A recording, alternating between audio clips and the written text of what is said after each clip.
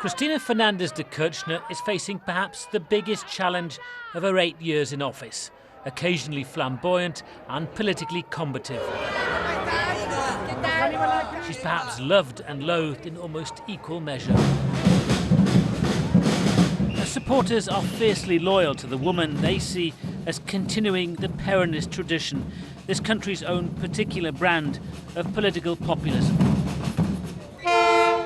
That support is strongest on the other side of the tracks, in the shanty towns of Buenos Aires. President Cristina's welfare programs and price controls are overwhelmingly popular here.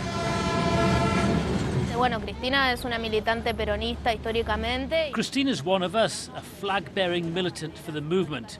She stands for social justice and economic independence, says Victoria, a young Peronist activist.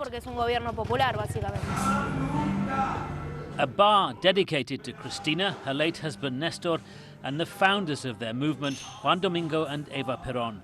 There's undoubtedly a personality cult focused on Cristina. But does she now see herself as the mother of the nation, a new Evita? They are women, they are both very important leaders of our nation.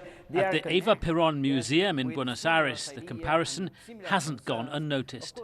Every time you have Cristina in an announcement or a speech, you can see that behind her you have a picture of Evita. This is not just a coincidence.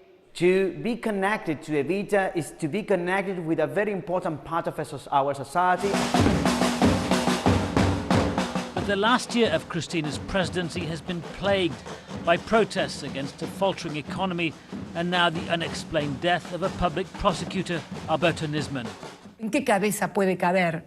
An increasingly isolated president portrays herself as the victim, dressed head to toe in white, sitting quite obviously in a wheelchair and accusing her enemies of a conspiracy. Unable to stand for re-election, Cristina Fernandez de Kirchner must salvage something from her last few months in office if she's to emulate her heroine and not become another footnote in Argentina's turbulent political history. Wyre Davies, BBC News, Buenos Aires.